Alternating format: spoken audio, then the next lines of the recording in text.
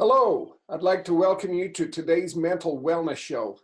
I'm your host, Mark Weisenburger. What is the gut-brain axis and how does that play a role into stress? Absolutely. So a lot of people call the gut your second brain. And some people even think the gut is the first brain, which is really interesting.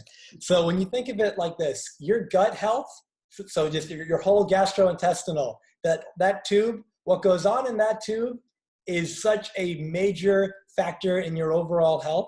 And you might not even realize that your brain fog, your trouble concentrating, your trouble focusing, your memory issues can all have to do with your GI system being out of whack, being inflamed, and your stress. So for example, stress specifically, as you mentioned, if you are chronically stressed out, that's the distress I mentioned earlier, the quote unquote bad stress. While the eustress, because I didn't actually explain it, the eustress is the functional stress. It's the stress that's going to help you get better. It's going to motivate you to do the good things, right?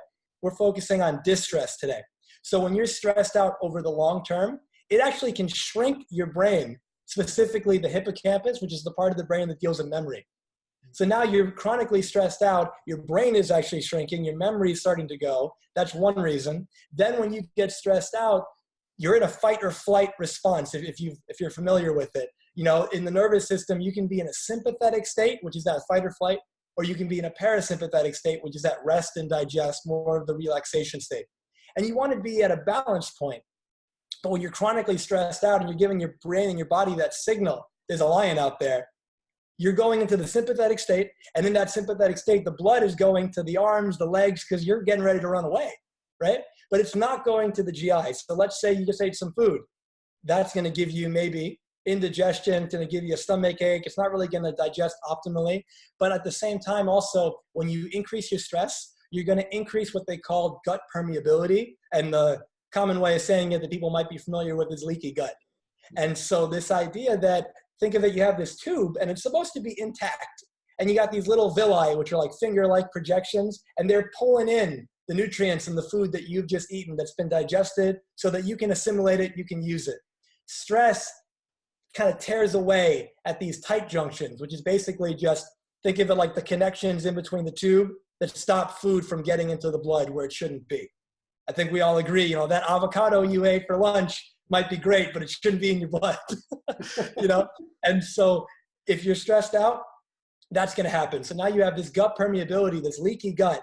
Now that's going to increase symptoms of maybe anxiety or depression. Stress will end up making sure that your gut is dysfunctional to the point where if you have any neuropsychiatric conditions like schizophrenia or something like that, it'll be worse. An inflamed gut causes a massive amount of problems. And then you couple that with the microbiome, which is basically just the bacteria and the microorganisms living in your gut. And there's good ones, or ones that help you and serve you, and ones that don't serve you as well. And if you have chronic stress, it changes the, what's the word I'm looking for? Not the amount, it's like the variety, let's say. The variety of those bacteria change when you're chronically stressed out. And when you're chronically stressed in that case, you also have to think about, do I have a history of antibiotic use? Do I maybe have a parasite, which is way more common than people think it is? And if it's the case and my gut's not where it needs to be, that could be the cause, coupled with the stress, of why mentally my mental health isn't where I want it to be.